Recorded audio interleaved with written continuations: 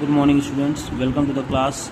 In class 11 physics, in the previous lecture we studied about the addition of the vectors, that is triangle law of addition and parallelogram law of addition of vectors, and we have also studied about the scalar product of vectors. Now in this class we are going to study about the vector product or the cross product of the two vectors.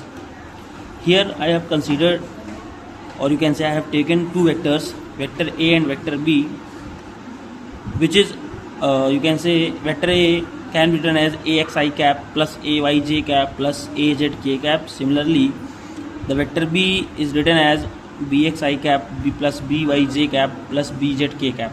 Now there is a simple formula to get the value of the A cross B. A cross B means there is a vector product.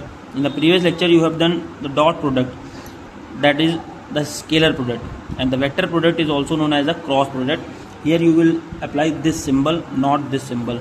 This is the dot product and this is cross product. Now in this case you can say that whenever you do the cross product of the two vectors, you will get the resultant, which is again a vector quantity. It means in the previous lecture you have seen that A dot B is going to be a scalar quantity, that is C.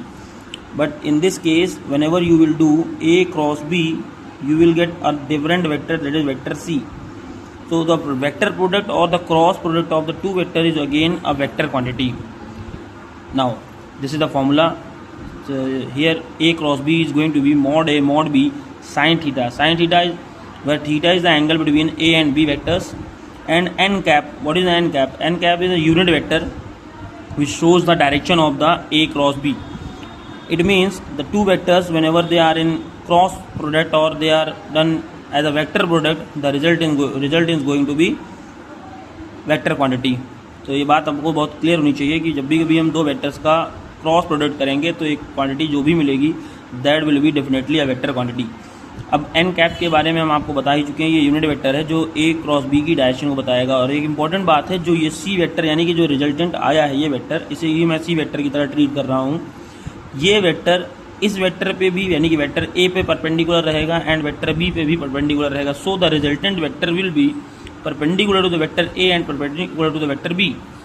तो अगर कभी भी आप कभी दो vector का cross product करेंगे तो जो रिजल्टेंट आता है वो इंडिविजुअल वेक्टर्स पे हमेशा परपेंडिकुलर ही होता है. तो मान लीजिए एक वेक्टर ये है और एक वेक्टर ये है, ठीक है. इनके बीच का आप दोनों वेक्टर आपको दिखाई पड़ रहे होंगे, ये दो वेक्टर हैं. अगर आप इनके बीच तीसरा वेक्टर निकालना चाहेंगे तो जो इसका रिजल्टेंट आएगा इन दोनों का वो कुछ इस तरीके से इसके भी परपेंडिकुलर निकल के आएगा जो वेक्टर आएगा. फॉर एग्जांपल आप मान लीजिए जो ये लाइन मैंने बना रखी है, ये वही लाइन एक वेक्टर को रिप्रेजेंट कर रही हो, ये दूसरे वेक्टर को रिप्रेजेंट कर रही हो, तो यानी कि इसके ऊपर परपेंडिकुलर जो हम लाइन डालेंगे ये हमारे पास में रिजल्टेंट वेक्टर होगा बच्चों. अब इंपॉर्टेंट केस ये है कि अगर आप वेक्टर ए का मैग्नीट्यूड पता हो, बी का मैग्नीट्यूड पता हो और साइन थीटा में थीटा का मान पता हो, तब आप ए क्रॉस बी इस फॉर्मूले का यूज़ करके निकाल सकते हैं. और similarly you can get the value of the sin theta also. Actually sin theta is an angle, you can say value, and theta is an angle, so you have to take the mod value of the a cross b. आपको both side mod लगाना पड़ेगा, तभी आप a cross b के magnitude के बारे में information दे पाएंगे हमें, ठीक है.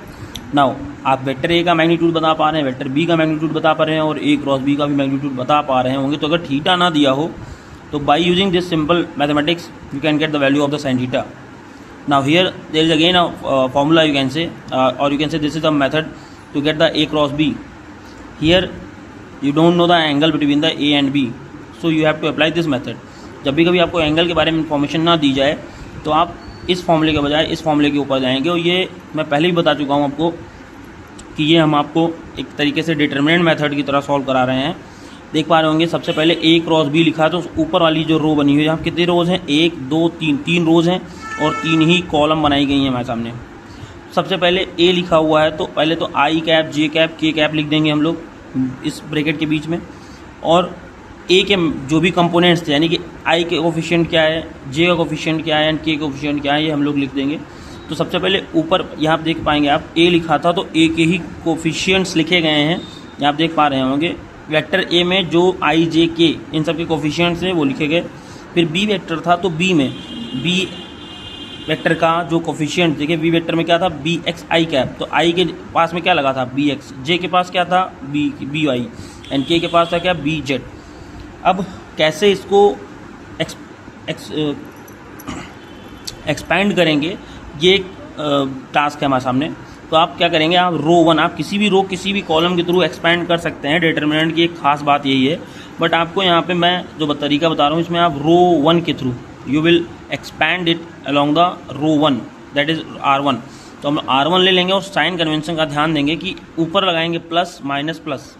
तो सबसे पहले प्लस सिंबल लगा है तो प्लस सिंबल में आई कैप, प्लस को आई से मल्टीप्लाई किया और ये कॉलम और ये रो, जो ये रो है ये पूरी छिपा दिया है। देखिए, तो जिस भी एलिमेंट को लेते हैं तो वो रो वो कॉलम हम लोग रिमूव कर देंगे। तो बचेगा क्या, A Y A Z B Y B Z. तो देखिए आप नीचे वाली कॉलम में जो नीचे हमने लिखा हुआ है यही बात लिखी है, आई लिखा आई कैप, और उसके बाद क्या लिखा है, ये कॉलम आपके पास हट चुकी है और ये रो हट चुकी है। तो बचेगा क्या, A Y A Z B Y B Z.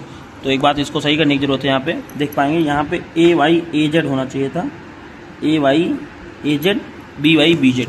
Similarly J cap ले तो माइनस साइन लगा हुआ तो माइनस साइन यहाँ लगा दिया है।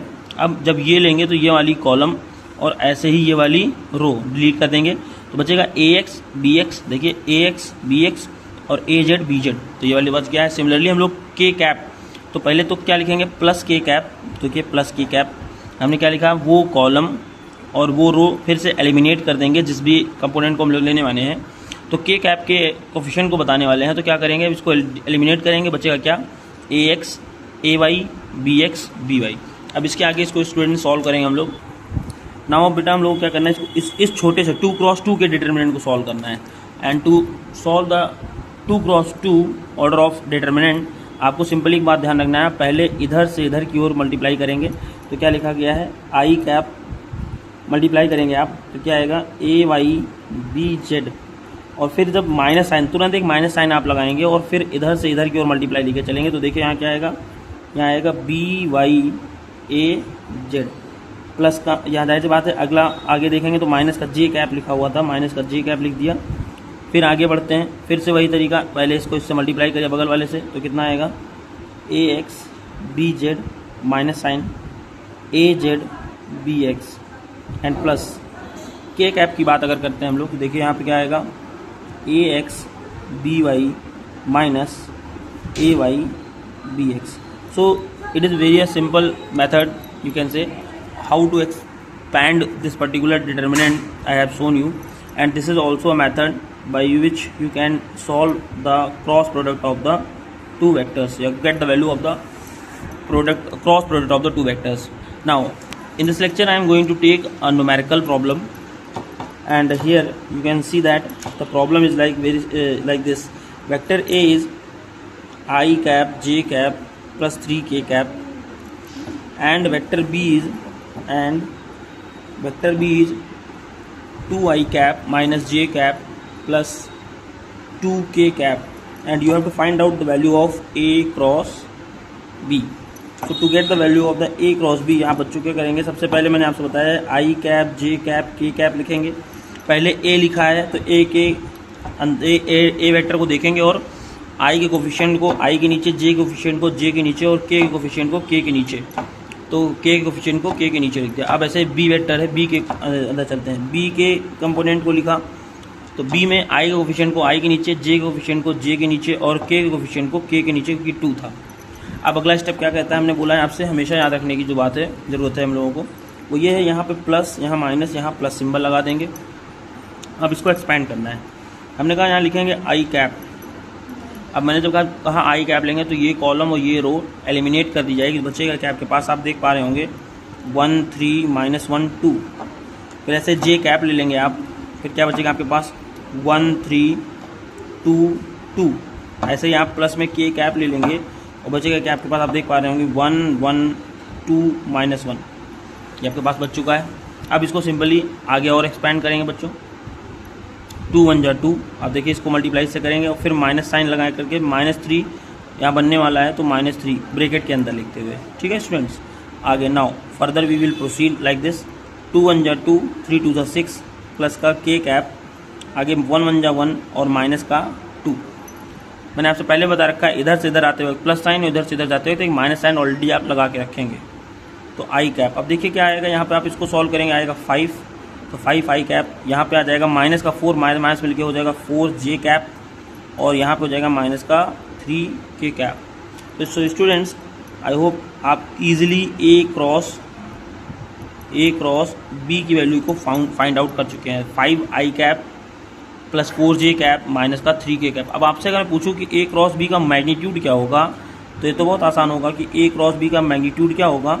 आप मॉड ऑफ लगाएंगे और अंडर रूट के अंदर आई का कोफिशिएंट है 5 होल स्क्वायर, प्लस जे का कोफिशिएंट है 4 स्क्वायर, और प्लस के कोफिशिएंट है -3/2। अब सिंप्लीफाई कर लीजिए इस चीज़ को, देख पाएंगे 5 5 25, 4 4 16 and 6 3 9। So the answer is going to be √50, या आप आसानी से लिख सकते हैं 5√2। This is the value of A cross B. Thank you बच्चों, have a nice day. Do 3 problems based on A cross B, that is vector product of the two vectors.